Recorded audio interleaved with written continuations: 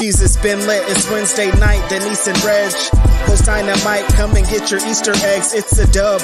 Middle of the week, it's AEW Dynamic Wrestling and end your night with us. It's a must. It's Dynamite. It might combust. Speak now. We're gonna give you all the recap. Live on YouTube is where you see that. The Cali connection with the feedback. The California connection is here and ready to chat AEW Dynamite because it is Wednesday, September 13th. Reg, here we go, man. We're here and it's time to talk about AEW. And first of all, how are you doing, man? Having a good day, Denise. Having a good week. Well rested after that long week in Chicago. Different week this week. I'm motivated. I'm outside. I'm doing things. I'm writing things. It's a good week. Tomorrow, I want to say off the bat, I'm going to promote is the release of the PWI 500. I'm having one more little day of peace of regular people talking normal to me. Of course, tomorrow they're going to release the top 10. Busted Open. Candace and Al are going to be on Busted Open Radio releasing the top 10. I'm sure everything's going to be very fine. People are going to react normally. No one's going to be insane. Nothing's going to be crazy about it at all. Everybody's going to be like, oh, a cool list. I like this. Great to see this. No chaos at all, Denise. I'm going to have a very normal day tomorrow. So so here's the thing, when it comes to that stuff, I never get crazy. I'm not the kind of person that gets crazy because I'm like, oh, whatever, it's somebody else's list or whatever, right? But it is interesting to see. And I like to judge a little bit when people bring out any sort of list. I'm like, I don't know about that, or I don't know about this, right? So like, even though I'm not out here going like, God damn it, how dare you do this? I low-key do judge and look and see what people's placements are and try to make out how the thought process for it was. So I am looking forward, as always, to seeing that PWI. Who's your number one pick really quick before we move forward? Honestly, I would have to put a lot more thought into it. I feel like there's just so many people that you could definitely put up there. And it also depends really on what like I would have to really place down my list and really put a little bit more thought into it and really think about like my big overarching theme, right? Like, am I going to pick somebody at number one because they were the best draw, the best promo, the best, or were they just the best wrestler or whatever? There's all these little. You said, am I going to pick Roman Reigns, or just say what you're really going to say, Denise? I'm trying to sugarcoat it, put a little thing on it. Am I going to say who's the best draw, who's the best Roman Reigns, or are you going to say somebody else? Just say it, Denise. Dang. Well, you know what? I mean, it's true. But here's the thing. Like, I don't know if I would put it. See, like, if this was PWI Denise's 500, it would look a lot different, probably. Exactly. I want to know I don't want to know your corporate answer, what you think the people will want. Who's Denise's number one wrestler of the last year? I don't think I'd put Roman Reigns at number one. Well, no, of course not. No, I think I don't know who I would put, honestly, but it wouldn't be, I don't think it would be Roman Reigns if it was my list. Yeah. But my list doesn't matter. So I don't know if it's Roman Reigns. I don't know who it is. Actually, I do know who it is. Check out tomorrow. You guys are going to know exactly who number one is, and you guys can go and react accordingly. See, people are already reacting differently. We got answers for MJF here. We got answers here for Bryan Danielson. Someone says my list would be chaotic. Someone says Will Ospreay. You see, like, everybody's list would be so different. And yeah, I would put in all of those different factors. But anyways, we got another announcement to make here because some of you guys may have already known this if you've been keeping up with social media. I am actually going on vacation. And I'm leaving on Monday. I'm going to be gone for 10 days, everyone. Wow. 10 days, which means no podcasting, none of that, nada. No work? Reg. No work at all. Denise, I don't believe you. No, trust me, believe me on this one. But it's not possible. I already checked, and like Greece, I'm going to be in Greece, and they're 10 hours ahead. Literally, when the wrestling shows are on, it's going to be 3 a.m. in Greece. So for 10 days, I am not going to do any work at all. I'm going to grow some hair back, clear my skin, live a different life for 10 days. I'm going Sounds to burst amazing. out of the damn wrestling bubble for 10 beautiful days. So what that means is, unfortunately, for the next 2 weeks, the next 2 Wednesdays, there will not be an AEW Dynamite post show. Do not hate me. But Reg and I will be back on October 4th. However, because you guys know me and you guys know I'm not just going to leave everybody high and dry. It's not going to happen. I'm not going to leave you guys here with no content at all. As a matter of fact, there are going to be multiple videos being dropped in that 10-day period, 2 of which include Reg. So Reg and I have done 2 very cool videos, 2 very different videos that will be dropping on as a replacement for our Wednesday post shows. And they will be dropped earlier in the day, of course. We're not going to compete against Dynamite for sure. No. Videos that are going to be put out with other creators as well that I worked with.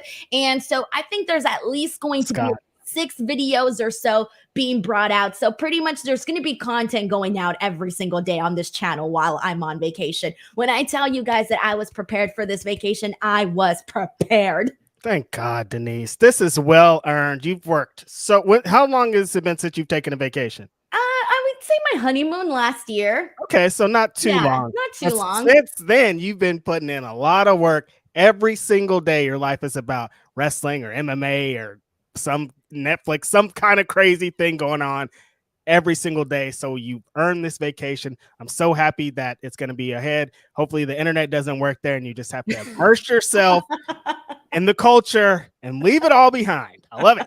I hope so, honestly, because I want to come back and I hope that the people here give us a Stone Cold Steve Austin pop when we return, man. Oh, hell yeah. I want exactly. it. Exactly. But I am going to be here this Friday to talk about Smackdown, and I will be back on Saturday to talk about AEW Collision.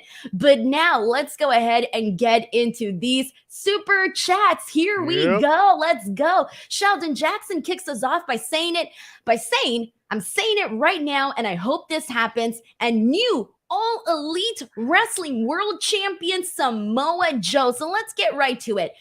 Reg, since Sheldon Jackson kicked us off here, we are going to be seeing Samoa Joe versus MJF at AEW Dynamite Grand Slam. And don't worry, I'm still going to watch. I'm just going to watch at a different hour, but whatever, I'll watch.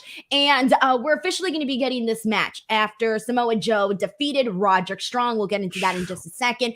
But for you, are you expecting a title change here? Because I think AEW has an opportunity to maybe, surprise us a little bit. You know what? Yeah, I think I might be in on it. I think just because of the history, kind of like how MJF likes to represent the history of wrestling and kind of knowing how big of a moment this would be, if Samoa Joe just somehow got this big victory here at Grand Slam against MJF and became the new AEW World Champion, I'd be 1,000% into it. I've been a Samoa Joe fan for 20 years now at this point. I think he's done all there is to do. And the run he's been having, Denise, since becoming the Ring of Honor World Champion, since doing Twisted Metal, the TV show. And he's been fire on the mic, fire in the ring. The match tonight was insane. We'll talk about very soon. I'm into it. I'm all in. Hell yeah, man. Thank you so much to Sheldon. We got another one here from Brandon Rosen who says, Grand Slam looks like an awesome show. Please, wrestling gods, put the AEW women's title on Toni Storm and give me more dancing from Prince Nana. Prince Nana, man, he was ready to go. He had that thing going. He had the moves. We're talking about, obviously, he was moving along to Swerve's theme song and doing his own little swerve. It was very, very fun. So there's another prediction here, and we'll get into predictions for AEW Dynamite Grand Slam in just a second, but thank you so much to Brandon for sending this in. Yes Boy says, Denise, have you come around for Roddy? Great question, Yes Boy. I'd like to know the answer on this too. Yes, but not in a way that I sympathize for him. Okay. I don't sympathize for him at all. It's more so of I just like him being obnoxious and over the top dramatic.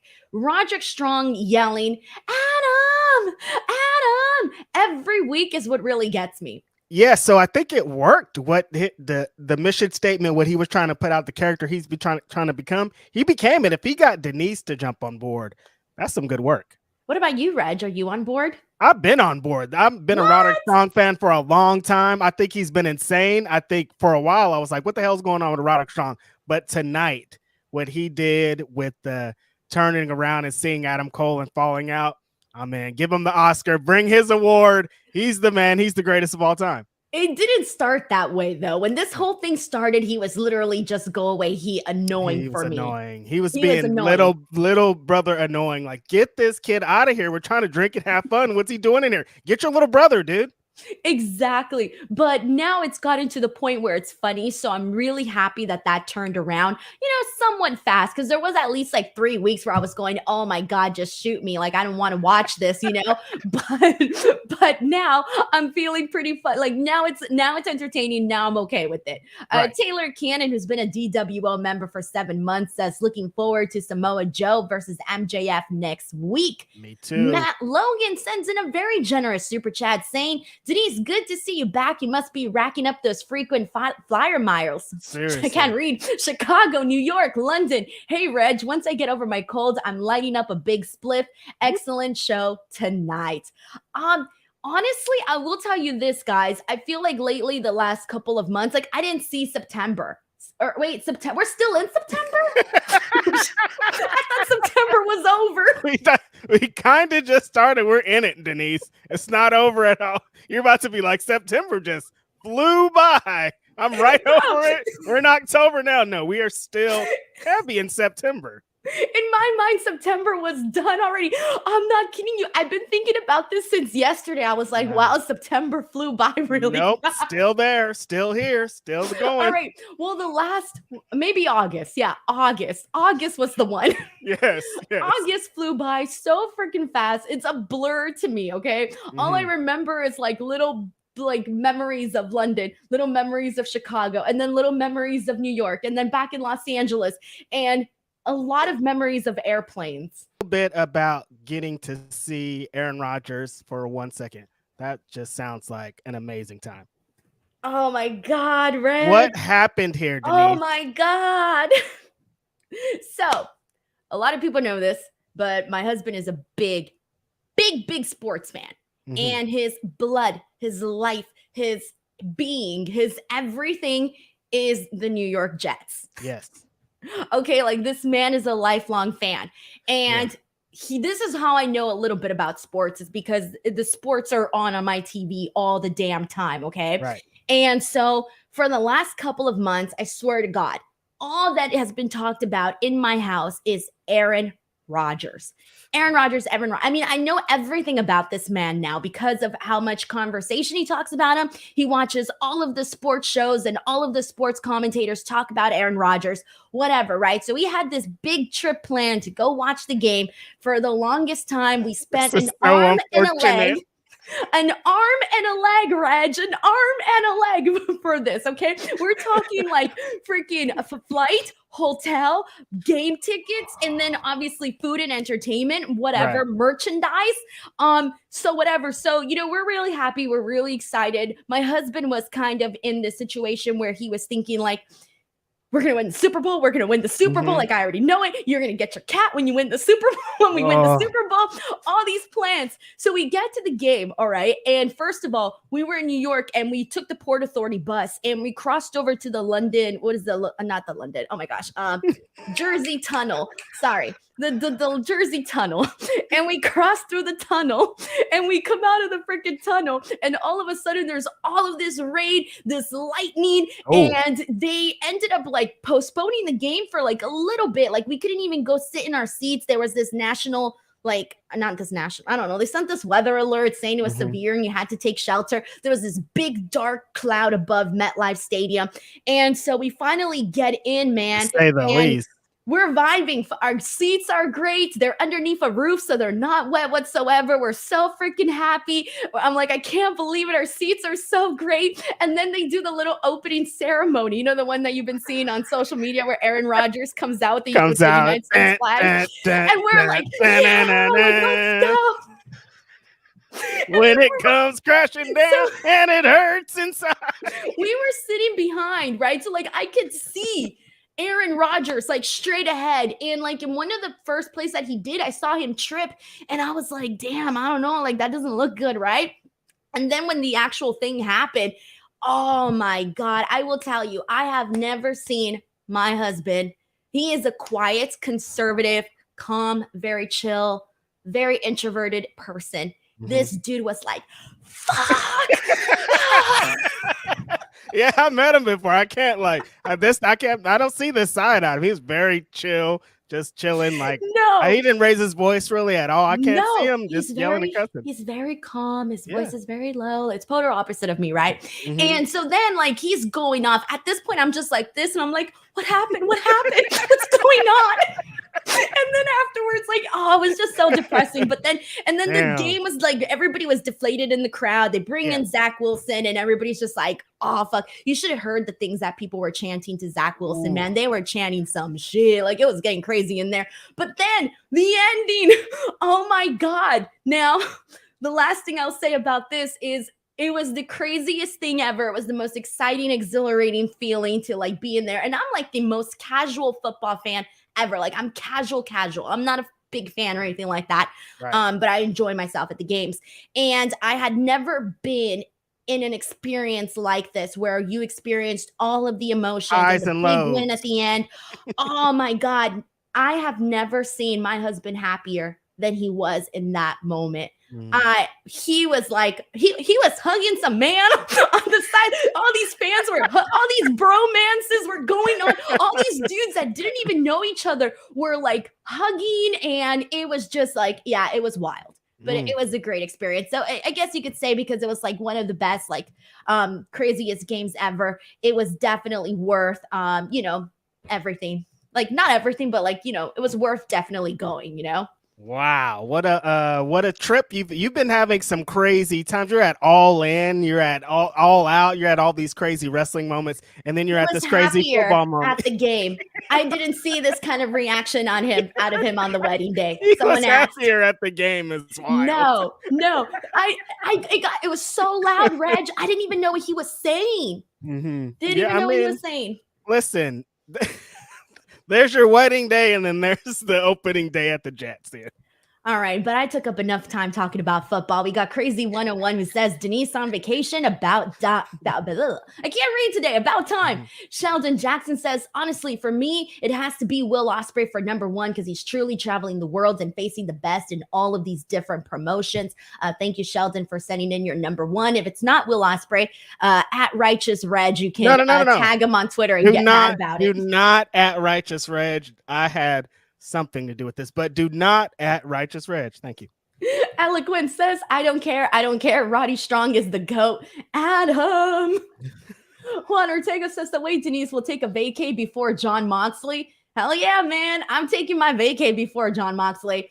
Straight up. Yeah. We're in different tax brackets, bro. I'm going to take my vacation. Definitely. 1000%. Darth Stevens says, I now want Toni Storm to beat Saraya. Toni has been killing it. Also, Metallica has been breaking Taylor Swift's attendance records. Long live metal. I don't know anything about what's going on with Metallica. Do you, Reg? No, but I think they're just trying to give you, because you like Taylor Swift and Metallica's money, Meet Norma says, Sup, Denise and Reg. All Ricky had to do was say my grandmama gave me this chain and this would be the best go-home show ever. Close. Grapple Geekery says, for the love of God, Eddie Kingston better win next week. That shot of the BCC and Lucha Brothers brawl with him and Claudio staring at each other. Damn. So for this one here, I was very excited when they did that little backstage brawl for this. I was instantly going like, okay, I know what they're going with here. And I'm totally, I think they announced it for Rampage though, didn't they? No. Announced what? They haven't announced it yet though, have they? Announced what? This match? Yeah, Eddie Kingston and Claudio are for next week. Title for title. Oh, yeah, that's right. No, I'm talking about with, I'm expecting to see BCC and Lucha Bros. That's what I was. Oh, no, they haven't announced that yet because Mox and, they're doing Ray Phoenix and Mox for the international championship. Right. So I wonder when they're going to do BCC and Lucha Bros because I want to see that. I know they've done it before, right? Yeah, they've done it a few times. Yeah, well, I want to see it again. Mega Daffy says, it was awesome meeting you at StarCast. Thanks for the photo with my friend. Wish Shida won. Not interested in another title hot shot. Nice meeting you, Mega Daffy, and thank you so much for the super chat.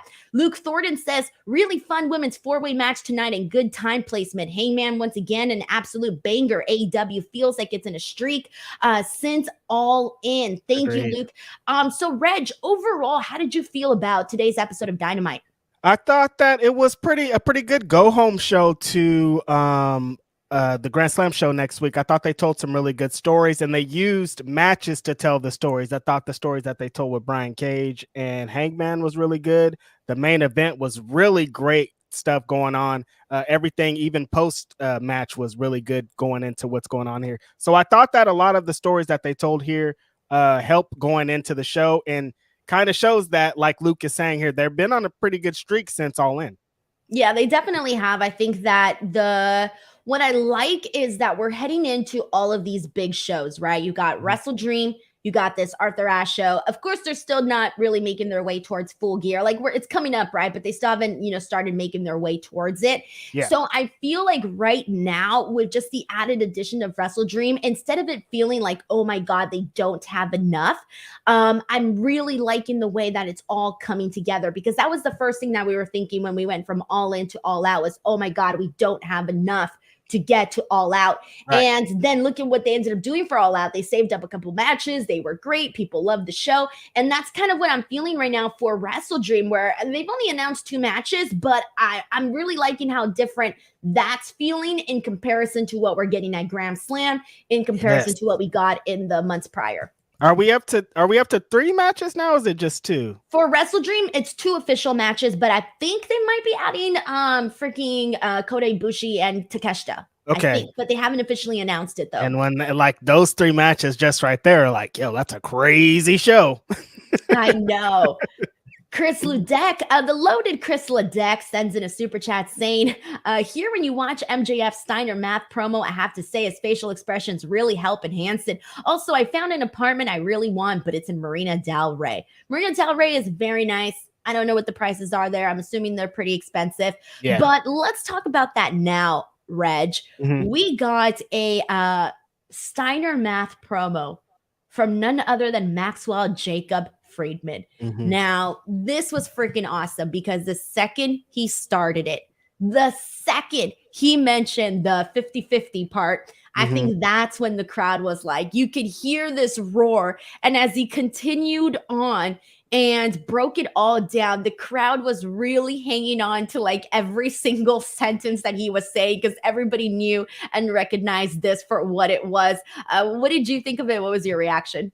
MJF is one of the smartest wrestlers they are. He knows when to do things and how they're going to get people to react. This is such a smart decision. Everyone that watches AEW knows this promo. It's not like, well, why didn't he set it up? What is he talking about? He knows that they're hardcore fans watching this. We've all have seen this promo. So for him to do it here is such a perfect thing for this, getting him even more babyface heat. Max, I still don't believe you. I still know that the devil's inside there, and Samoa Joe probably is going to expose you. But I do like the little babyface thing he's going on. I thought it was really good. Dude, I freaking marked out for this, man. The second he started, because at first I was like, okay, whatever. I was watching the little backstage promo, writing my little notes. And then all I wrote was, promises to choke out Samoa Joe. Literally, that was all I was going to come on here and be like, oh, MJF promises to choke out MJF. I mean, it's Samoa Joe. And then when he started doing the actual freaking promo, I just thought, like, how freaking cool is it? Especially because I was just talking to Scott Steiner about this podcast. Yep. Literally, I just had this conversation with this man, and, we were talking about it, and, I asked him about how he felt that, years and years later, people still talk about this promo. And he was super chill about it, right? It didn't really seem like, he was just like, it's cool. It's like awesome, right? Like he wasn't as like, thinking it was crazy. But, It's just different for wrestlers. They have so many great moments that I think they just see it differently. Look at that, Denise. Denise influence. You talk about the Steiner math thing, and here we go on Dynamite, a Steiner math thing. Connection? I don't know. I don't know, like a week apart too. Man. I showed him, by the way. Did I tell you that I showed Scott Steiner my You my did tell freaking me. impression? He saw the short. He saw the short. He mentioned that I was sweating a lot, and I'm like, yeah, with the costume, it was a little hard. You got the lights on there. You start sweating. Too many words. It's hot. It definitely is. Leonard Aarons the third sends in a super chat saying Samoa Joe making folks relive painful flashbacks to when he was in NXT. Grand Slam next week is going to be insane. A lot of grudge matches getting settled next week across the board, and it's outstanding. So Leonard Aarons the third brings up a point that I wanted to just kind of run through, which was the actual card. So here's what we're getting for the card at Grand Slam. Here we go. We're going to be seeing Jon Moxley versus Rey Fenix for the AEW International Championship. I'll start with this one, Reg, for you. Looking at this match, were you expecting it to be Rey Fenix? And what is your level of excitement for this one? I'm a huge Rey Fenix fan, so I like this match, and I think it's pretty good thing to be going. I think they kind of set it up a little bit a few weeks ago, maybe on Collision, Big Bill, when he was talking about his match. Rey Fenix was like, I still want to get revenge. They've been connecting these dots since All In, kind of pretty much. So yeah, I think I'm into it. I just don't see Moxley winning or losing this soon. So I don't know if for the next couple of weeks, I'm going to believe too many of his international championship title defenses. That's true. And here's the thing. I think for me, I know that obviously there was, some hiccups and things like injuries and just, visa issues and things that kept the Lucha Brothers from doing certain things. But I feel like ever since they had that whole best of 7 series with the Elite, I feel like we haven't really, gotten much from the Lucha Brothers since then. Mm-hmm. I'm trying to think, like, I'm probably missing something right now that I can't think of it off the top of my head, but I really feel like the Lucha Brothers are one of AEW's hottest commodities that they have, and one of the most unique commodities. And the Lucha Brothers are those guys that whether you put them in a tag match or in a singles match like this, it's always going to be a big deal. And I feel I want to keep seeing that. I don't want to see so much time gaps in between when we see the Lucha Brothers on TV. So for this one, this is a match I'm really looking forward to. Right. And same thing that you're kind of going on. I want to see them as a tag team together because I think they are such a dynamic tag team with the gear, what they represent as luchadors. They are one of the most dynamic tag teams that AEW has, and they need to just utilize them more. That's it. And another match that we're getting, speaking of grudge matches, we got a title versus title match. Ring of Honor World Champion Claudio Castagnoli against the New Japan Strong Openweight Champion Eddie Kingston. So walk us through this one, Reg, because I know you're a lot more familiar with Ring of Honor since you cover it on a weekly basis. Yeah, this was it's even longer than I have going on. They've been at this for 20 years. It feels like going on way back to Chikara. They've hated each other for a long time. Eddie Kingston has told you every time he's seen Claudio that he doesn't like this fool. He wants to beat this fool up. He's messed up matches to beat up Claudio. He's been confused. He's messed up his friendship almost with Jon Moxley, hating Claudio Castagnoli. So they've been kind of building to this for a long time. They had the title match at Ring of Honor, at Supercard of Honor, and everybody was there. We were there, Denise. Most people wanted Eddie Kingston to win. They thought that this was going to be the big crowning moment. People were very disappointed after he didn't win. So they were kind of like, well, what's going on here? But then we found out that he had an injury, so kind of played a role in why that happened. So we're here again to this big match. Eddie Kingston's now the never openweight champion, or the strong openweight champion. And Claudio has been talking shit about him ever since. Every time he gets a mic, he says something about Eddie Kingston. So this is a big grudge match. Potentially could be the main event of the show. I don't know how people are feeling about that. I think that this match has been being built for a long time, so it wouldn't be the craziest thing if they did main event, because if you end this Grand Slam show, Denise, in New York City with Eddie Kingston winning and holding up both those championships, huge moment. Yeah, and I think also just like for the AEW audience in general, even if you're not watching Ring of Honor on a weekly basis, Eddie Kingston is one of those competitors that is so loved by the AEW audience that I feel like regardless, the match would, if you weren't interested, let's just say you weren't interested, the match would win you over. And I think the moment itself, like you said, of Eddie Kingston raising up those 2 belts at the end of the show in New York City, like that would be absolutely massive. So I do think that would get a nice reaction from there. So this one I want to spend a little bit more time on, and this is Chris Jericho and Sammy Guevara, because we had a segment today on Dynamite that essentially went very, what I feel, very freaking long. All right. They show a video. Who's surprised? Recapping their like history together. And Reg, you know what this reminded me of? You know, when you're watching a TV show and they do those flashback episodes and you're like, oh man, I didn't really think that the characters age, but then you go back and you watch the videos and you're like, oh shit, they did actually age. Yeah. That's literally what this reminded me of. And so they're all smiling and happy and reminiscing. And I'm sitting here going, Reg, we weren't talking about them being happy and smiling and reminiscing last week. What did you make of this? I didn't really, sorry. I didn't really know exactly what was going on. Exactly. It was very long. It's like, we've been building to this for so long that I'm like, just get to it. I don't even think we need this long promo here. Like, we already know exactly what we're doing here, Denise. We know that last week they said they wanted to punch each other in the face. Now they're talking about wanting to hug each other and they love each other. And this is just to get to these title matches, tag title matches. I'm like, you guys, I'm confused. There's too many subplots to this. There's too many counter stories going on. Get to the match, fight, and punch each other in the face, because it's been too much. It's too long. So you were mentioning all of these subplots and everything that's been going on with Jericho and Sammy. I'm to the point where it's not completely. If you were to sit here and ask me, are these two guys friends right now? I would honestly tell you yes. Yeah. They're friends. They're friends. And like, I know they had this moment where they were getting in each other's face and they kind of threw a little bit of some shots to each other, right? Not nothing too aggressive. It was just Sammy saying like, oh, I don't know the words to Judas. And Jericho saying, well, you sing out of tune anyways. If you want to consider that a shot, I guess do so.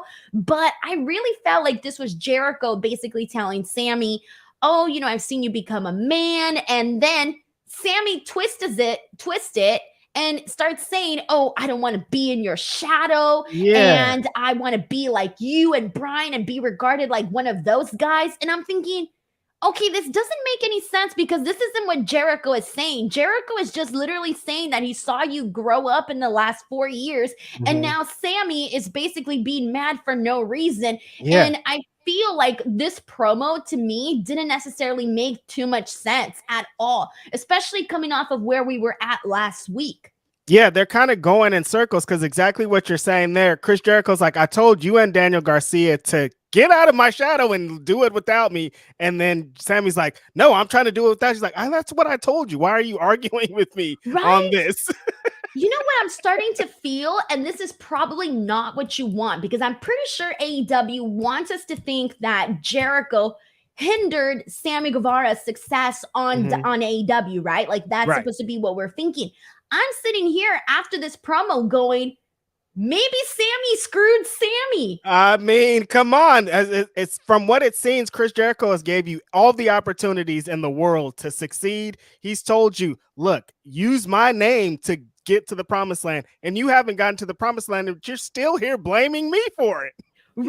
And I'm thinking, this is not the way the storyline's supposed to go. What is happening? Because I'm sitting here kind of agreeing with Chris Jericho when I don't think that was the intention that they were going for. No, I don't want to be agreeing with Chris Jericho, Denise. That is not how I came into this feud. I was trying to be like, get this over with. But in the end, I'm like, maybe Chris Jericho's right, dude. He's giving you everything in the world. And you're just like, well, what? It's all your fault, dude. You've been in my way. No, I haven't, dude. I've been trying to help you. So for me, and then finally there was a moment, and this is where I think they could have cut out a lot of the BS during this, and they should have just gotten straight to Chris Jericho saying that he thought he couldn't beat him. I think that would have made more sense But the way that we got there, it just took too long. We went in circles. It didn't make total sense. And now I'm sitting here going, okay, well, they were breathing really closely to each other. And so I'm going to assume that now they're mad, even though I assumed they were mad last week. And then they were friends again this week.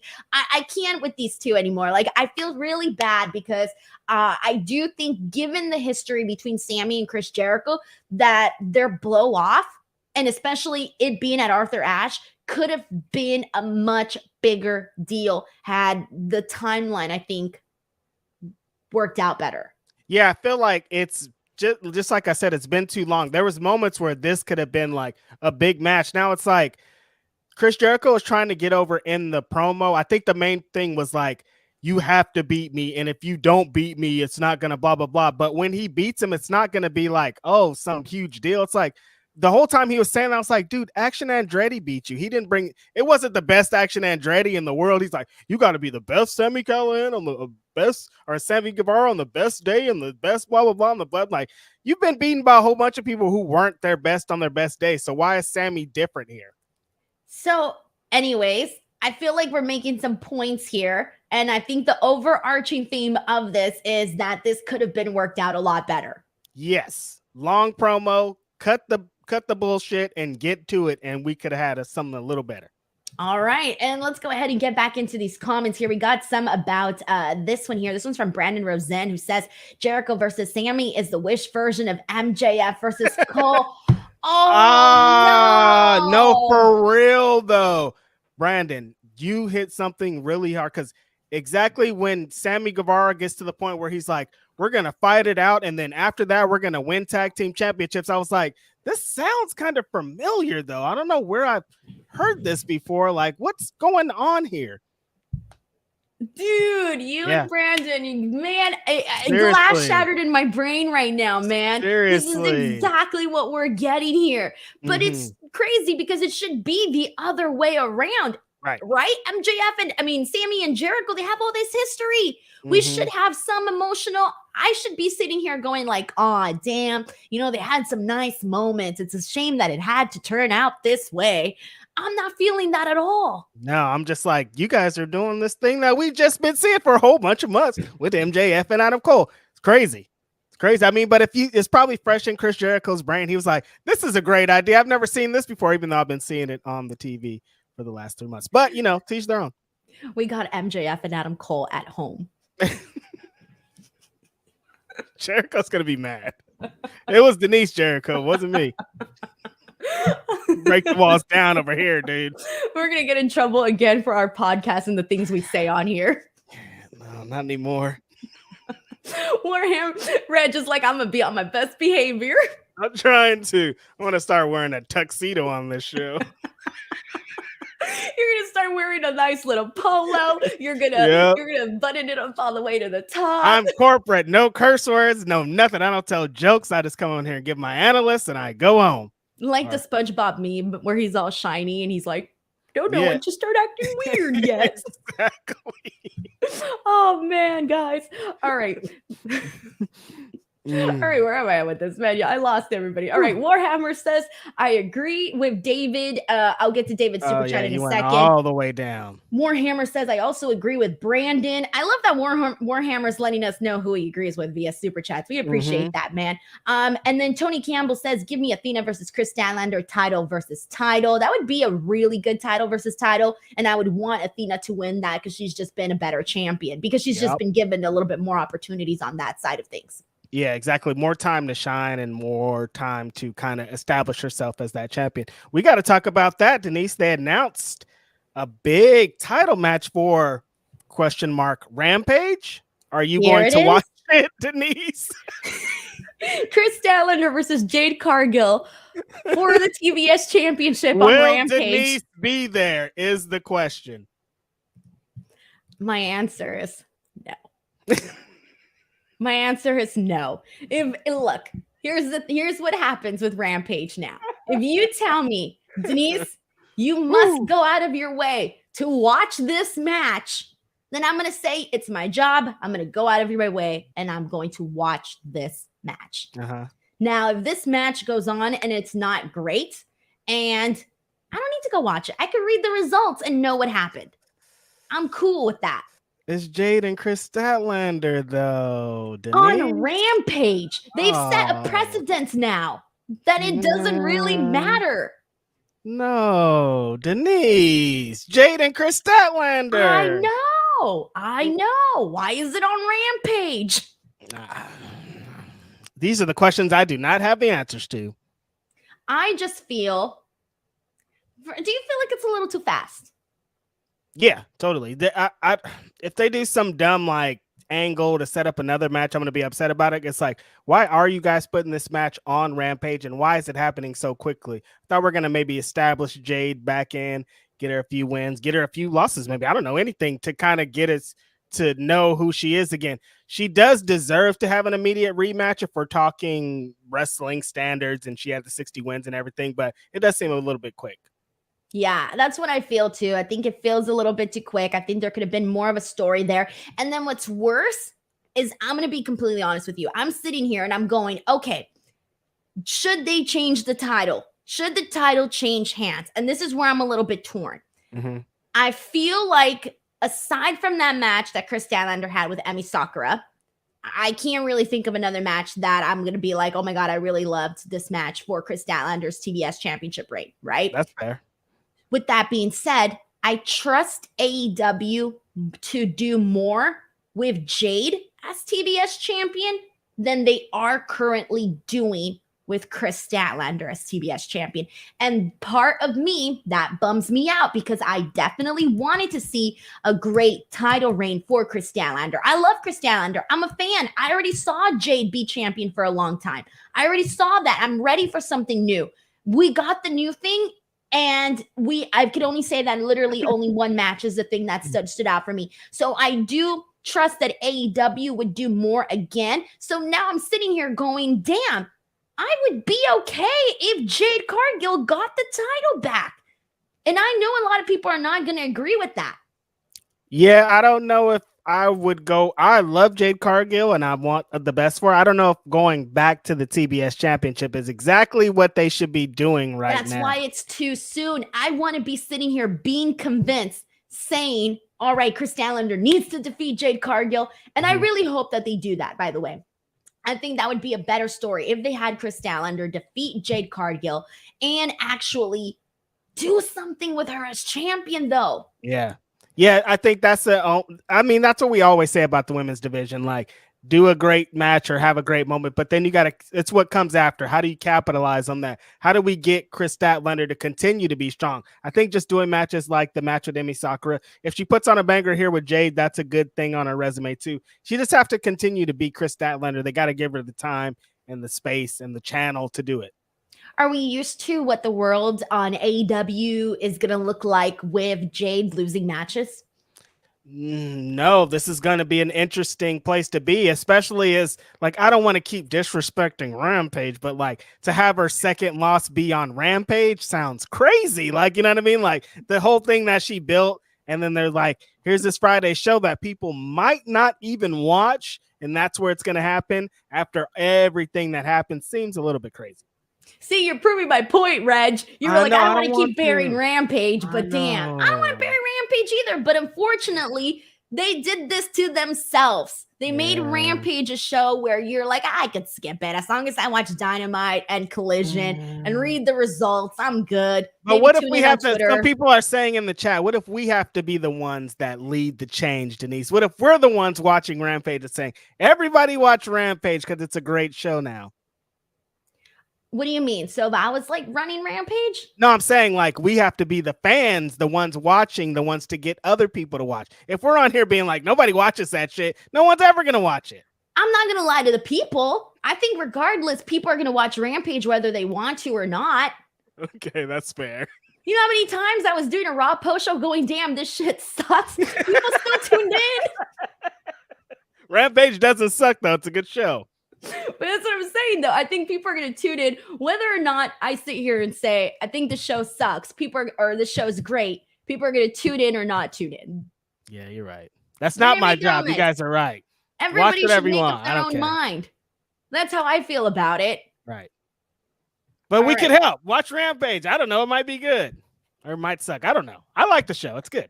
How I about like this? wrestling. I'm a wrestling freak. You watch Rampage and tell Gotcha. me if I should tune in or not. Okay, that works. We'll start there and we'll move forward. Maybe next week Denise will be like, I can't wait to watch Rampage. You know how many Fridays of my life I spent reviewing Rampage? Yeah, I know. It's fair. It's all fair. All right. Let's see what else we got here. I want to finish going down through the rest of this card here as well. We got that was it. Am I missing another match for Dynamite Grand Slam? I don't think so. We didn't talk about the women's match yet. No, okay, that's probably because they didn't give the actual flyer for it just yet. Yeah. Oh, no. Here it is. Yeah, I just didn't upload it. I uploaded the Samoa Joe MJF one twice. That's what happened. Gotcha. And I'm looking at it. I'm going, there's 5 matches. There's 5 matches announced. Which match is missing? All right, so let's go ahead and get into this one now. Saraya versus Toni Storm. So we got here, and this is obviously for the AEW Women's World Championship. So how we got here is that today we had a 4-way, and it was Toni Storm versus Hikaru Shida versus Nyla Rose versus Britt Baker in a fatal 4-way match to determine the new #1 contender for the AEW Women's Championship. This was a very quick match. Britt gets Shida. She stomps her, and then Toni ends up stealing her victory, rolls up Britt Baker, and gets the victory here. And then afterwards, we got Toni's pissed off at sorry, I'm getting confused here. There's so many women here. We got everybody's mad at everybody afterwards. Right. Shida's mad at Britt. And then afterwards, we got Saraya talking shit backstage in an interview, talking about how Toni's gone crazy. And is Toni Storm going to become AEW Women's World Champion for now a 3rd time?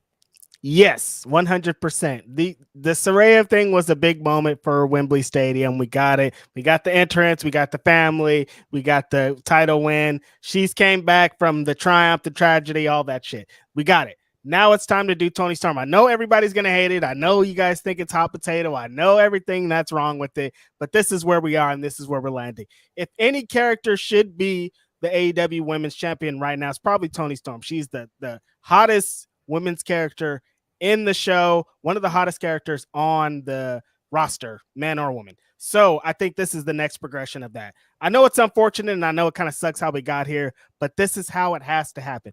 What else is going to happen from here? I've seen people being like, well, then Saraya moves on and maybe she wrestles Mercedes. If Mercedes is ready, yes. But if Mercedes isn't ready for 4 more months, or we're going to have Saraya being world champion for 4 months, no, dude. We're going to have Toni Storm. At least that way we can move on from Toni Storm.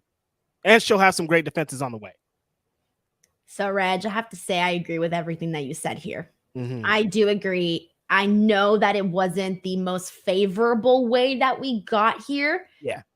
It truly wasn't. I mean, there was just so many of bouncing back and forth of who's champion, who's this champion, who's interim champion, who's not interim champion. Oh, now all of a sudden this person's real champion. There's just a lot that happened till we got to this point here. And I'm sitting here and I do not think that Saraya is going to continue moving forward as champion. And I say this in agreement with what you said, which is they did it for the moment at All In. And that is why I did not think it was a good idea just to do it for the moment, because I knew we were going to end up in a situation like this where we were either going to have to, hot potato the belt back to Shida or hot potato the belt to somebody else. Who else was going to be an option? Toni Storm. Now, here's the big thing, though. Toni Storm, and I said this a million times, when she was first winning, like in the second time that she was champion, it didn't really feel like people wanted to see her as champion, because during this time, Jamie Hayter was the one that was getting really hot and people were caring about her. But now we're in a different part of the story, because now Toni Storm has this new character you were just saying is one of the hottest characters that they have going right now. People love and eat it up what they are seeing with Toni Storm. She is doing a phenomenal job with this new character. And so for that reason, I'm like, give the title to Toni Storm. There's interest right now with the character that she's doing. And she's a great wrestler. We already know this. We saw it in her previous reigns. So I do think that right now, Toni Storm is is one of the people that is marking all of those X's on those boxes of what you want to see in a champion right now. Yeah, and I think the hot potato thing gets people crazy, but like, just don't think of it in those terms. You just got to move forward. Toni Storm's going to be an amazing champion. And if she loses it quickly in the hot potato thing, it's going to be great for her character. All this stuff is great for her character. So we just have to take it at face value. Take it at face value. All righty. We got a couple more super chats here. We got quite a few that I have to get into. So this one's from Juan Ortega. Says, while on vacay, Denise, you got to do Nana's dance. I will. I'll do it on the beach in Greece. LaRon Ford says the Jade Statlander match should be on Grand Slam or Wrestle Dream, not a taped episode of Rampage. Well, maybe they could do a third match between them on one of those shows. Yeah, I don't know. But then again, we already got a match for Grand Slam, so that's already just one women's match. That's it. Will Chisholm sends in a super chat saying, I'm not going to be mad, but why the hell is Jade and Chris's match on Rampage? P.S. 1 week builds. This should feel big time. I'm more mad at the build. I can't disagree here with Will. Yeah, that these are all fair assessments, honestly. It feels like it's happening really quick, like we talked about, and it seems not the best that it's on Rampage. Warhammer sends in a super chat saying, chin up, redacted, and watch for the shoe. Tony Campbell says Saraya will face Mercedes Moné for the title. Toni Storm isn't winning the title. I think Mercedes is still going to be out for a little while, right? That's what I'm saying. Yeah, I don't think she's immediate. That's why I'm like, I don't think they hold on to Saraya waiting for Mercedes. It's too long.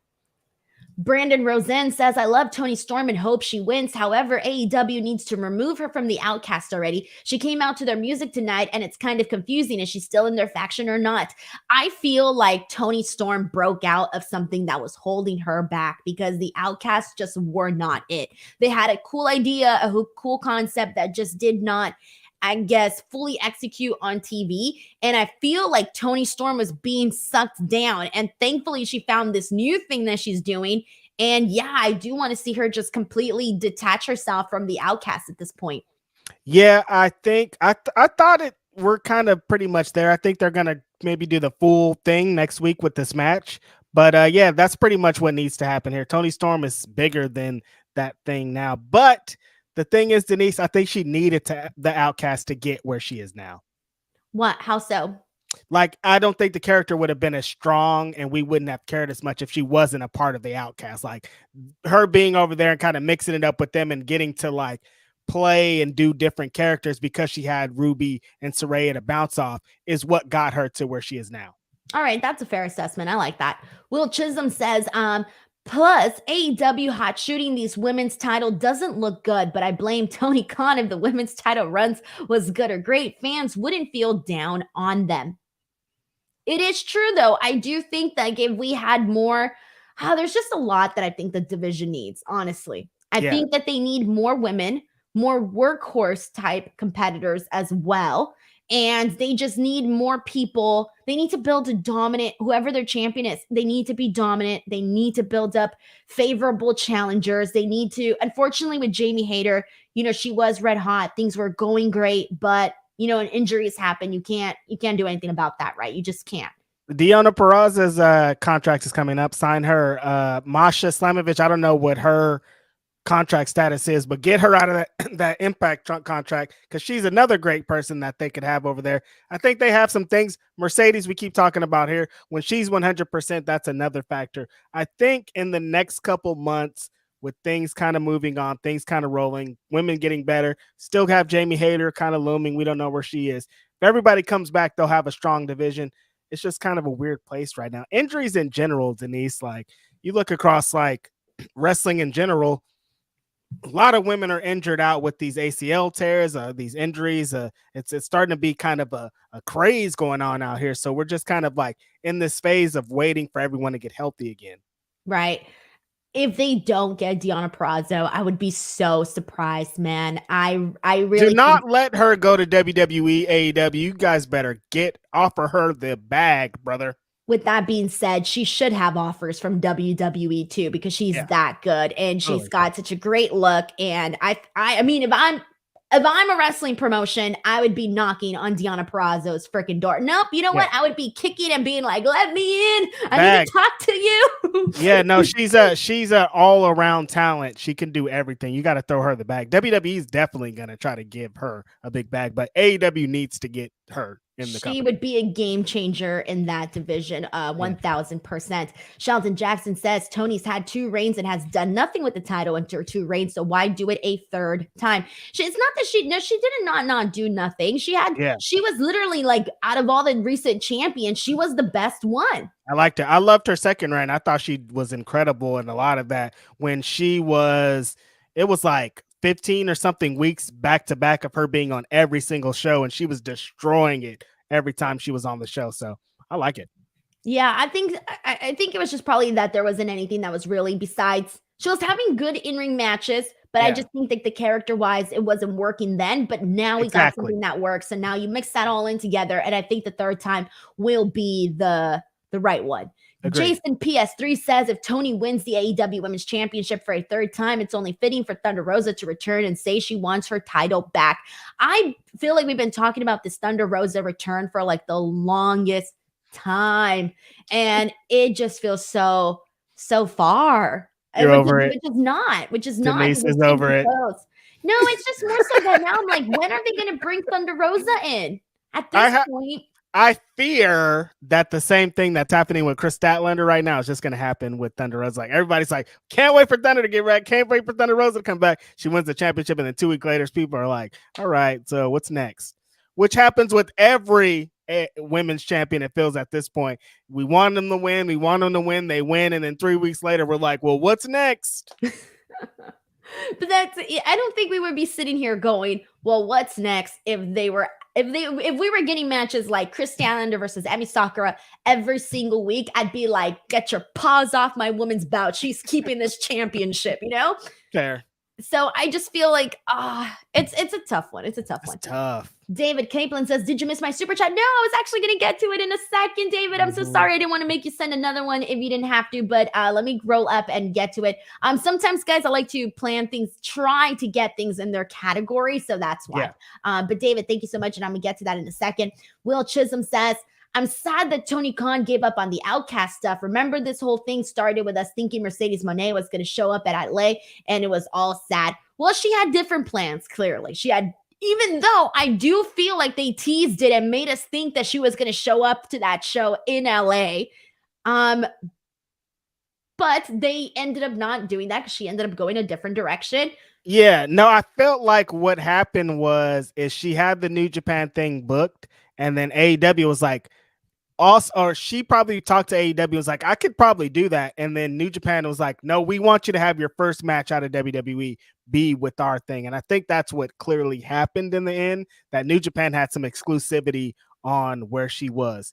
But the injury is what postponed everything happening, because I'm 100% positive she would have had a match at All In, at minimum. David Caplin's, this was his original super chat where he says, hi guys, other than Edge or Mercedes Moné, maybe going to AEW, there are really no game-changing wrestlers out there for AEW. Thoughts? Well, we kind of just named one, and that is Deonna for the women's division. Yep. I think there are some people. I don't think that Edge is a game changer. Let me start by saying there. I do think that Mercedes Moné is a game changer, but I think I don't want to say that I agree, but I don't think that's the mission statement of AEW. I think that that strategy has proved to be kind of wrong. I think they went with that to have the CM Punk thing. Like, we need some big star, some big name, some big thing to kind of send us over the thing. But as we see, homegrown talent, MJF, Jungle Boy, like the people that have been down with them for a long time are what are going to lead them to the promised land. So they just have to kind of keep marching on with what they've been doing in order to really be an alternative, because if we're trying to get the biggest players out there, we're trying to compete with WWE, and we're going to lose if that's the case. Yeah. Tony Campbell says, let's get Jade Cargill versus Britt Baker to see who is the face of AEW. Also, Mercedes Moné got her in and pair her with her faction with Renegade Twins. Is when Mercedes, I'm saying when Mercedes comes in, like if she's going to come in. I mean, at this point, they've teased it so many times. I would be shocked if she didn't. If Mercedes goes to AEW, Do you think that they should give her a faction and then have her, for example, with the Renegade Twins? I do love the Renegade Twins a whole lot, by the way. I mean, Tony Campbell is cooking with fire out there. I think that's a great idea. They maybe have teased it online before, or Mercedes like retweeted something with them. Yeah, I think with the star power that Mercedes has now and how she looks and how she's been presenting herself, having a faction is a great idea. And Crazy 101 says, respectfully, that segment was ass. I'm thinking he's talking about the Crazy 101. You don't have to send a super chat, but I was going to say, I'm pretty sure it's going to be the Jericho one, Crazy 101. And all right, so in the meantime, we need to go back and there's just so much to talk about on this show. So I want to go ahead and rewind to the beginning and get into our opening match, which was Jon Moxley versus Big Bill for the AEW International Championship. This was kind of cool to kind of see them, like, I feel after the commercial, Reg, was when they really started getting really aggressive with one another, exchanging all of these like freaking punches with each other. Moxley's busted open as he always is, right? We get Ricky Starks, who was out there the entire time with Big Bill, and then Bryan Danielson comes out there and beats the living life out of Ricky Starks again, and this all leads to Jon Moxley clearly gets his win, but afterwards we end up seeing all these guys fighting. At one point you got Ricky Starks hitting I think Moxley with the shoe, and we are going to be getting a tag team match here at Collision. Jon Moxley, Big Bill against Bryan Danielson. No, Bryan Danielson and Claudio Castagnoli against Big Bill and Ricky Starks. Thank you. I was like, I'm all over the place today, man. What did you make of this match here? I thought this match was really fun. Big Bill is one of those wrestlers that I've really turned the corner on. We know his history in the WWE. I didn't really like a lot of that shit he was doing because I thought his tag team partner was kind of a cornball, but he has really turned the corner since being in AEW. I think someone described him as 1998 Sid in ECW, and I was like, perfect example, perfect way to describe somebody. He exudes that energy. He's confident. He's charismatic. He's cocky. He's strong. He does the choke slam, which is one of the greatest moves of all time. I think he's just such a strong competitor, and love what he's doing right now. Moxley's just a dirty dog. Why are you bleeding when we come back from commercial? How did you get bloody? What's going on here? What's happening? Classic Jon Moxley. You can't have a title match to start the show without Jon Moxley just randomly bleeding. Thought it was super strong stuff. I'm excited to see Bryan Danielson wrestling on Collision, him taking over for CM Punk or whatever the hell's going on here. Is a benefit for me if we're going to be getting matches like this that are going to happen. Ricky Starks, I think, is benefiting from all of this. To go from a feud with CM Punk to a feud with Bryan Danielson and potentially a feud with Jon Moxley is like, you're winning, guy. Yeah, he definitely is. And here's the thing, like you mentioned the whole thing with Bryan Danielson. I thought the interview that he did recently was very interesting because it kind of seems like he's getting ready to kind of wrap things up in terms of a full-time wrestling schedule. Yeah. And so, we're getting all of these, dream matches with Bryan Danielson, one that's coming up at Wrestle Dream against Zack Sabre Jr. But it's looking like if they're going to have certain things that what? Nothing. Reg, you scared me. What? Sorry, just keep going. Okay. If you want to message me in the private chat, you can. Now you left me here in suspense. Probably should flip my phone over. I'm like looking. I'm like, what? Wow. Nothing happened. Let's just keep going. Keep moving forward. Okay. All right. Leonard Aarons III sends in a super chat saying New York trifecta next week. New Jersey over Dallas, Eddie over Claudio, MJF over Joe. # New York state of mind. PS need Max to go. BPP Steiner with chain headdress next week. Can you imagine MJF in a Burberry chain headdress? Can they even make that? I don't know, but the chain could be Burberry print.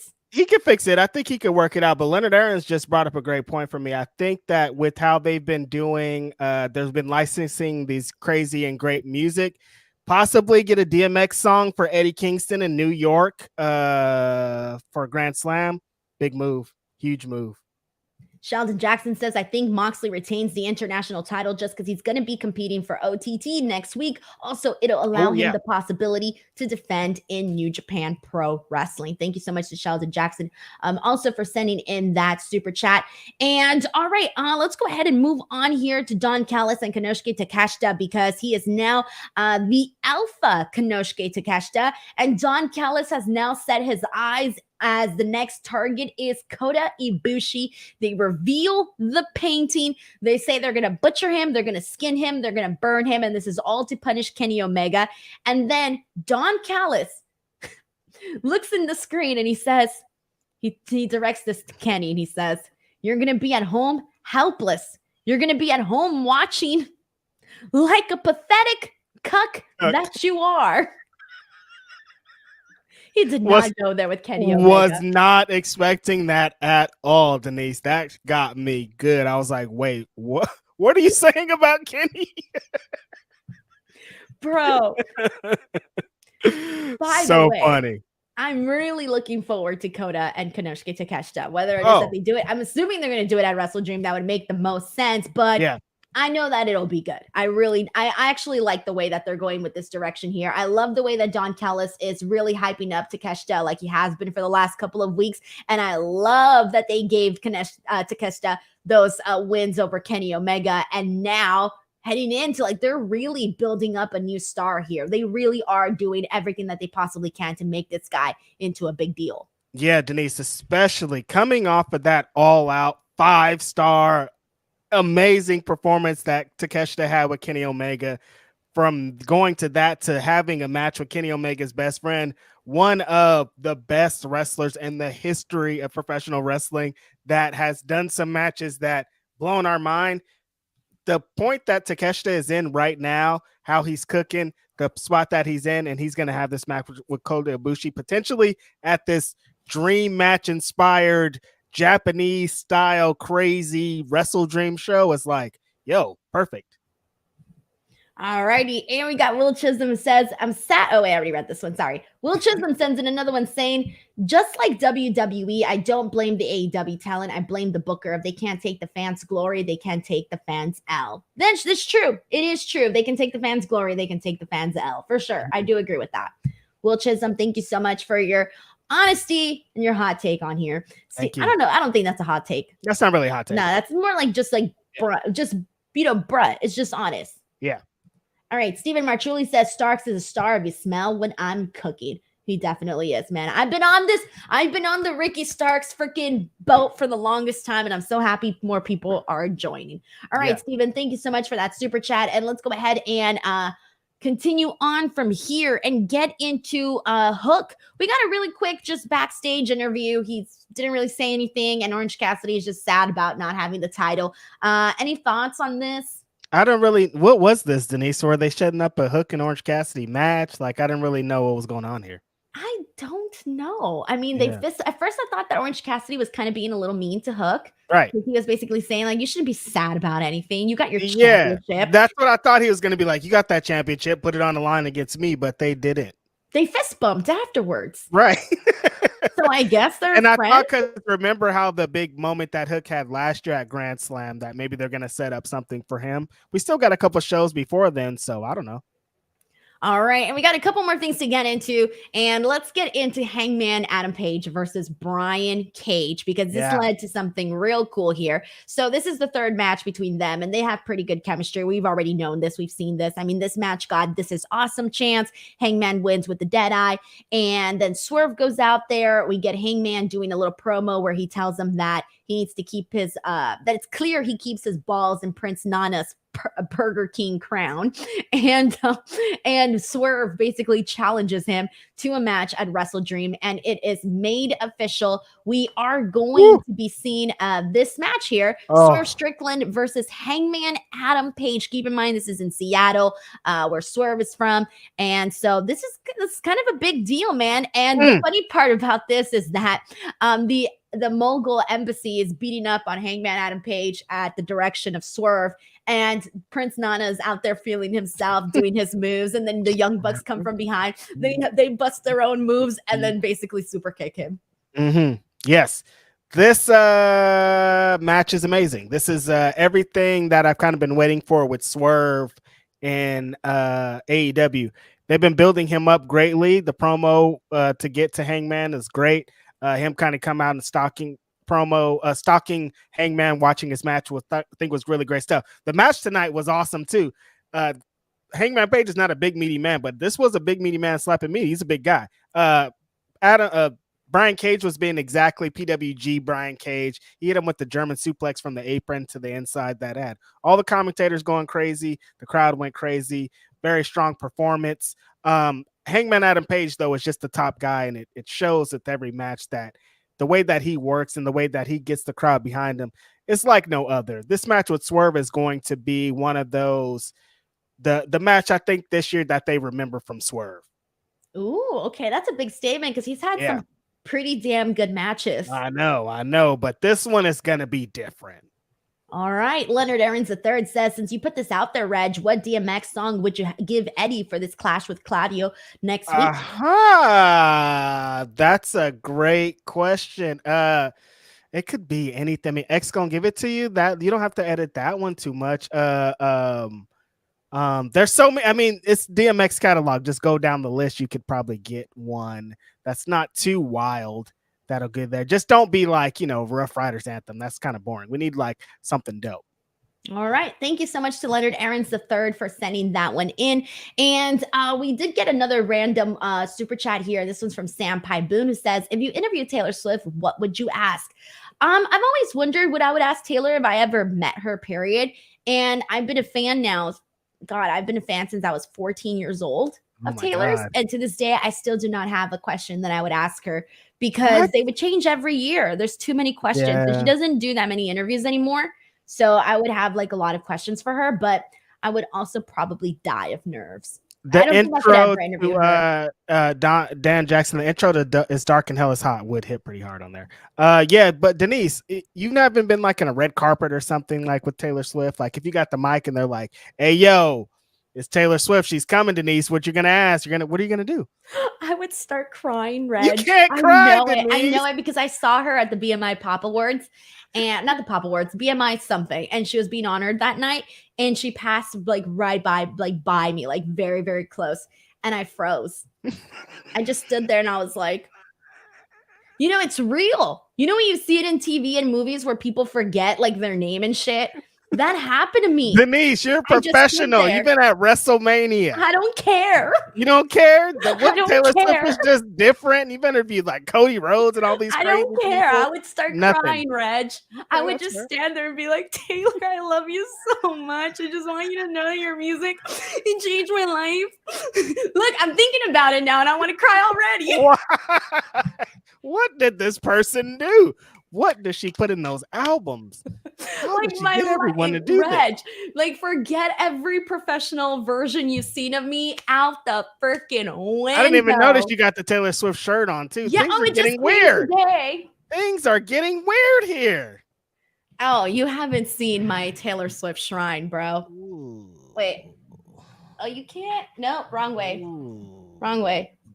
Ooh. You can kind of see it a little bit here. Just a little bit.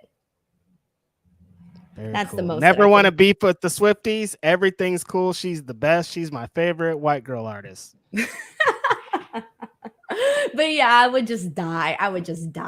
All right, Nick Carvello sends in a very generous super chat, man. Thank you so much, Nick. He says, what did you both think of Shida Baker interactions during and after the four-way? Shida was choking Baker and Baker walked out of the ring with Shida's kendo stick and Camara's commentary. Just brush past that stuff. That's important, I would say. Her leaving with Shida's kendo stick. I feel like I was so focused on Toni Storm that I didn't even catch that. So it wasn't until Nick said that where I'm going, that's a pretty important damn thing to mention.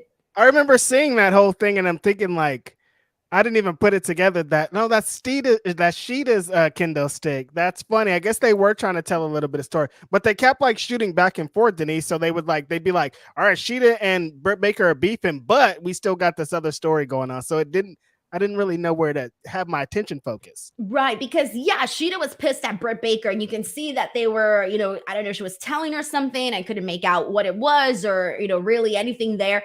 And and then it went right back to Toni Storm. And so I'm going, oh, Toni Storm's about to give me a meme right now. And so that was what my reaction was. So if they do like a program here with Shida and Baker, like more in depth and do a lot more here, why the hell not? Right. Why the hell not? Like, we need more programs here. We're always talking about just the one thing for the women. Let's get some options going. Let's get that bout on Toni. Let's have her defend that. In the meantime, let's have Shida and Baker cook up some stuff. You just can't have them on the sidelines doing nothing.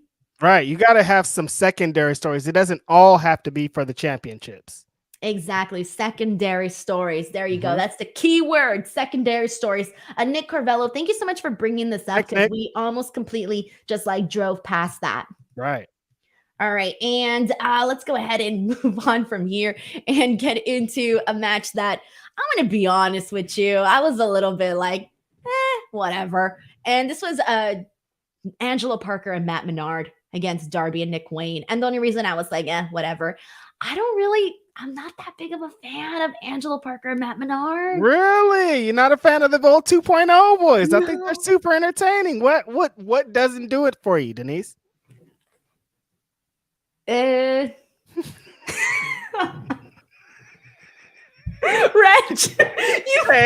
you threw me under the bus. I was like, what answer am I going to give you?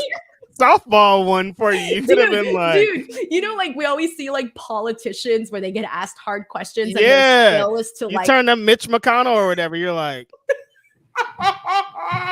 Denise, are you okay? Are you stuck? I had a Mitch McConnell moment. I get it now how that can happen to people. Let me think really quickly. That's fair, though. That's fair. They're an acquired taste. You still had Darby and Nick Wayne. They're very good. No, it's not. It's more so just that they haven't done anything with them. They've just been there. Fair. So they haven't given me a reason. Like, what reason? What reasons do I have to be a fan? Yeah, I mean, if you don't know, like, you have to, like, really follow those guys. Like, the promos that they've done after, like, the Blood and Guts. And, like, the stuff that they do backstage, I think, is very strong. But it doesn't really come across if you just watch the programs. I mean, they were in the shadows for the Jericho Appreciation Society for the longest time. They didn't do anything there. And now I'm just supposed to suddenly be excited about a match between them and Darby and Nick Wayne. Yeah. So that's why I was kind of just like, they haven't really given me a reason. If they give me a reason, sure, I'll be a fan. I'll be a fan of anybody if they give me a reason, but they haven't just yet. There's nothing great with the character. Like, what's their character? How would you describe them? What's their personality? They're really funny guys. When? I missed the funny. When did the funny happen? When they're doing the promos of the Jericho Appreciation Society, they always have a one or two liners to both of them, and everybody's like, oh, yeah, 2.0, they're good. We like them. All I remember is that Matt Menard is always chewing gum. Is he not?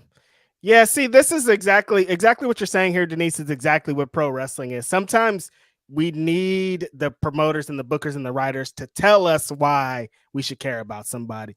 And that is left to the wayside very often. It's kind of like, you should care about, or they give us reasons to, but we have to go find them. And some people just want to be presented everything that they need it to be. Yeah. Tell me why. Tell me why. Ain't nothing but a heartache. Tony Campbell. Tell me why. Ain't nothing. Where does it start out? Reg, I'm surprised that you came out here ready to sing the Backstreet Boys. They're my favorite boy band, I just took a wild guess. I don't know. I think everybody knows Tell Me Why. Whoever doesn't know Tell Me Why has not been alive. Mm-hmm. I was gonna say has not been alive recently, but then I'm like, wait, that was the 90s, like early 2000s. Mm-hmm. Long time ago. Yep. Tony Campbell says, I agree. Nick and Darby are boring love 2.0. What? That's not what I'm saying. Whoa. We need to rewind. What? In what world are Nick Wayne and Darby Allin boring and not 2.0? We got to reverse that, bro. Tony, I love you. You got to reverse it, my friend. Reverse it. Flip that. No, I like 2.0. I like everybody. I need a reason. All right. Patchy Rick sends in a super chat, very generous one. Thank you so much to Patchy Rich, who says, this is for the Mitch McConnell joke. Well played, Rich. Thank you. I'll be here all weekend. I can't believe it had a Mitch McConnell reaction. And when I saw that on the news, at first I was like, how does that happen to someone? Yeah, now homeboy's not all right. They keep sending him out there. I'm like, yo, that guy's not all right. And they keep sending him out there. Do they sent him out after that one situation? Yeah, it happened again. Same thing. Twice? They were like, Senator, is everything okay? And he's just like, are you an alien, dude? Is this Men in Black 4 or what? Or 5? I don't know. One of those things. That's going to be my new thing. I'm just going to stand there with like deer in the headlights look. Mm-hmm. All right, Patchy Rick, thank you so much for the super chat. We appreciate it, man. All right, last thing we need to talk about. I know we already talked that Samoa Joe won this match, but I do want to talk about this main event really quickly. Roderick Strong versus Samoa Joe. Like you said, this was a hot match, man. This was very, very fun. Prior to it, we had Roderick Strong calling himself a wrestling legend backstage, but he went out there and they had a freaking awesome match here. We end up seeing Samoa Joe hit a lariat on Roderick Strong, locks in a submission. Dude, he turned his chest red from that. Man, Roderick Strong was freaking about to tap out. One of the things that I noticed was his chest, and I'm like, bro, from that like one spot, you turned a whole different color. Yeah. He gets stretchered out afterwards. They put the little neck brace on him and everything, and the Kingdom's protecting him, because they're buddies. And Adam Cole is trying to, be a friend. He's trying to be there for him. And they're like, no, you were not here for him. You cannot be here for him now. And Roderick Strong's laying there with his eyes closed going, Adam. And I think Adam Cole said, like, I'm here or something. And he goes, I can't see you. Roderick Strong, bring his award. You guys, Righteous Reg, that was cinema. Roderick Strong is the man. Give him his Oscar, give him his Tony, give him his Grammy, and whatever else is for the EGOT. Great stuff. Damn, wait, what now? It was cinema, Denise. You heard it here first. Roderick Strong, brilliant performance. Put him up there with Matthew McConaughey, Leonardo DiCaprio. I'm shook. Beautiful work. You got Roderick Strong, my friends, on September 13th, 2023, got Righteous Reg to call something in pro wrestling cinema. Mm-hmm. Beautiful. First time and last time. Everything else is trash. This was great, though. Oh, my God. Hell's going to freeze over tomorrow, Reg. It's frozen already. There's going to be flying hamburgers. Like, what is happening? The Cloudy with a chance of meatball, baby. It's over. Yeah. Oh, my God. Mm-hmm. So then after this, we do get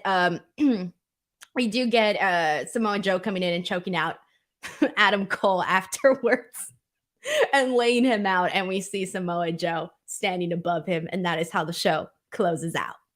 Yes, great match. That has to be overstated here. Roderick Strong and Samoa Joe had one of them classic battles, Ring of Honor in its heyday type brawls. Samoa Joe is all Samoa Joe. When he hit the big Uranagi in the corner to slam him down, destroyed Roderick Strong. The big power slam destroyed Roderick Strong. He was on fire. And that finish, Roderick Strong goes for the knee, goes up, and Samoa Joe just clubs him with the one disgusting lariat, hits the coquina clutch on him, taps him out. Samoa Joe looked really strong in this. I think that he's been, like I said, he's been cooking for a long time, but he looks even stronger going into his title match next week. I thought the little bit of promo that he had on Max to be like, I'm coming for everything that you got, bro, made it look even better, man. I'm super excited about this match next week, Denise. I think Samoa Joe has a good chance of winning. I was going to say, you think he's got that new champion aura? Because you can sometimes tell when a guy's about to become champion. He's just got that look. He got a glow in his skin. Mm-hmm. He's walking different. He has a little bit of different swagger. And Samoa Joe has that swagger, Denise. He has that swagger. All right. We got a very freaking generous super chat. Man, Will Chisholm, thank you so much, man. Always so cool, man. I swear. Damn. Dude, thank you so much. We appreciate this like you would not believe. Super chats do definitely go very, very far. You guys know this. I ain't going to say the same thing I say every time, but I just really like to say thank you for that. Will Chisholm says, remember when the Jazz was put together to to troll WWE, and it was funny. But outside of that, what is their goals in AEW? Outside Chris Jericho's backup, PS last one for the night, showing love to the GOATs. Man, thank you so much. So cool. But yeah, like this really just continues to prove my point, man. Like they didn't do nothing with them either in WWE, by the way, like nothing at all. Yeah, no, I think they're a really good team. They're just not showcasing it. And I think the Jericho Appreciation Society, I want to say it helped Daniel Garcia, but I don't even know if Daniel Garcia will say that at this point. It's just so much has been going on with that. And I'm hoping that it did, Reg. I think so. Like, I think he would have the wrestler chance. Yeah. He would have never gotten to the dance thing without the Jericho Appreciation Society. So I think it was a success. And I think that in the long run, we'll look back fondly on it. Hopefully they just capitalize for everybody after this. Yeah, I agree too. I think they just need something like what the Acclaimed has, right? Like they got a shtick. They got a thing. You know what to expect from the Acclaim. Even with the Guns, you got something now with the Guns. You know what to expect from the Guns. And I'm trying to think like who else could they probably take a page out of their book. There's a couple of people, but I would probably say more so like the Acclaim. They need something. They need something for us to say, hey, let's look at them. Let's look this direction. Because right now they're just two guys that were standing behind Chris Jericho and are still. The Jazz broke up, right? Like we're done with the Jazz. Broke up. Yeah, we're done, right? Like the scene where everybody left Jericho except for Sammy Guevara, like that was the breakup. But then, there you go. Even Jake Hager has something. Yeah, he had the hat thing. Yeah, you got to have a shtick. Yeah, there's a shtick. You got to have a shtick. But yeah, I put Jake Hager right now in the same boat with freaking Matt Menard and Angelo Parker. They just didn't give me a reason. And the hat wasn't a reason, guys. I'm sorry. I hated the hat. hat. They never were able to turn my opinion on the hat, but whatever. It's neither here nor there. Tony Campbell says, yes, Nick Wayne is boring. What? Christian Cage and Luchasaurus more, please. Where is Murder Hawk Monster versus Big Bill? But are we getting Captain Insano? All right, we need to break this down for a second. Nick Wayne is incredibly freaking talented. He just got there. I think he's going to have a huge, how do I say this? Like, he's got huge potential, man. It's going to happen for him. I do not think he's boring because I think his in-ring style is very fun. And they just haven't, the dude got killed. Yeah, he did. Yeah.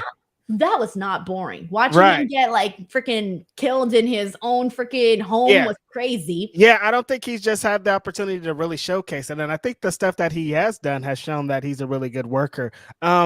This can kind of happen to wrestlers like this when people are kind of pitching like he's a prodigy, he's this is all the reasons why you should love him, and you don't show those people exactly why, you could land at this point. But Nick Wayne's not boring. That's crazy. And by the way, we did have Christian Cage and Luchasaurus coming out, and Christian Cage tells freaking Nick Wayne that he was scrolling through his mom's Instagram account, that he got her a bikini, and I don't even know what else. I mean, this dude was always be coming up with some stuff. Nick Wayne's mom be looking all right. Send me the link, Captain Cage. Christian, send me the link, big dog. I'm curious. If you was looking at her IG, what is her IG handle? Oh no, I just know a bunch of wrestling fans are now going to go to her Instagram. I mean, she's looking all right. All right. And then he says, where is Murder Hawk Monster, Lance Archer versus Big Bill? Dude, yeah, for reals. Yeah, what have I missed with Lance Archer? I don't know. I thought that he came back and then we just didn't see anything, right? I was going to say, I thought he came back, but he always comes back and is like, I'm back, and then he leaves again. Yeah, I don't remember the last thing that we saw with Lance Archer. Ooh, that's bad. Yeah, I hate what I can't remember. All right, that tells me that's not good. Tony Campbell, thank you so much for the super chat as well. All right, and I think that's pretty much it here. I think we got through everything that was sent in. I want to thank you guys so much before we go. Reg, if you guys have any last minute thoughts, this is now the last call. Reg, please feel free to plug anything you'd like to promote your stuff. Yes, every Saturday you can catch me on the Grab City podcast. I think this week, I don't know if it's been announced, but we're gonna have Kaz from the Ringer on with me and Phil this Saturday, which should be really dope. Every Wednesday in the afternoon, you can catch me with Mike on Indeed. Tomorrow I'll be on the Ring of Honor post show with Kate, And next week, I won't be on any shows because the California Connection is only happening. The California Connection is happening, but we do have those videos releasing with Denise. And I'll be back October 4th to have a great time with everybody again. Yeah, guys. So just because we won't be here in the next 2 weeks, we have not been canceled. Again, just reminder, we're not canceled. You never know these days. You never know, Denise. I run this channel, Reg. I mean, it's crazy outside. I run this channel. I'm not going to cancel my own show. You never know, Denise. You might be like, this is crazy. This what man if I be just talking decide wild to on stay there. in Greece forever and be like, I'm never coming back to Los Angeles? Didn't that happen to what's her of the homegirl's name? Lizzie McGuire. Didn't that happen to Lizzie McGuire? No, she came back from Italy. You could have a Lizzie McGuire trip, Denise. You could go out there, sing in this the best of both worlds, and you just stay forever. I don't know. No, that's Hannah Montana, Reg. Same people. No, it's not. They're two totally different eras of the Disney Channel. This is my bread and butter, Reg. My dream was to be a Disney Channel star, and you're just messing it up the history. Lizzie McGuire went to Italy, but she did come back. She came Hannah back. Montana is the one that's the best of both Hannah Montana worlds. Came back. She's not in Italy. No, okay. Hannah Montana's back. No, she didn't go to Italy. Okay. Look, I just mixed it all up. Oh, you're not gonna stay like Lizzie McGuire. Got it. Oh my God, Reg.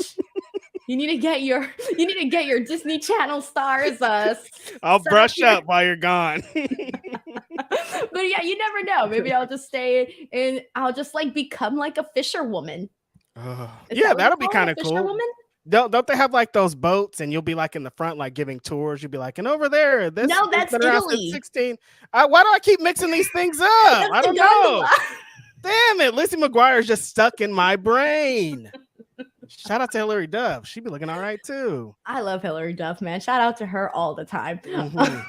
All right, we got Mike T90K who says, it's tearing up my heart when I'm with you. When we are apart, I feel it. Okay, it's tearing up my heart when I'm with you. When we are Weren't they on TV last night? I feel it too.